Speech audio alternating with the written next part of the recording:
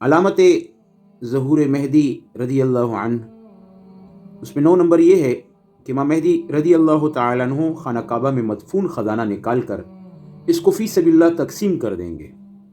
اور خانہ کعبہ کے اس مدفون خزانے کو جو امام مہدی تقسیم فرمائیں گے تاج الکعبہ کہا جاتا ہے۔ اسی کے ساتھ علامت نمبر 10 یہ ہوگی کہ حضرت امام مہدی رضی اللہ تعالیٰ عنہ کے زمانے میں اکثر یہودی مسلمان ہو جائیں گے، جس کی وجہ یہ ہوگی کہ امام مہدی کو تابوت سکینہ، جس کا ذکر قرآن کریم میں بھی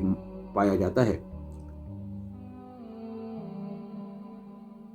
وقال لهم نبيهم ان آیت ملکہ ان یاتیکم التابوت فیہ سکینۃ من ربکم، سورہ بقرہ میں جو کہ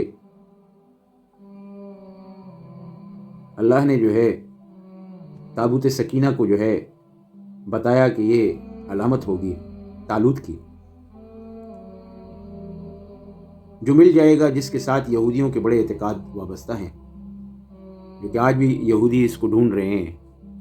لیکن ان کو ابھی یہ تابوت سکینہ ملا نہیں۔ وہ اس تابوت کو حضرت امام مہدی کے پاس دیکھ کر مسلمان ہو جائیں گے۔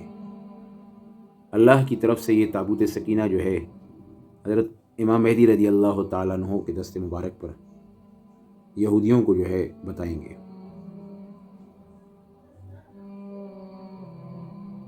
مجملہ ان علامات کے ایک علامت یہ بھی ہے کہ امام مہدی تابوت سکینہ کو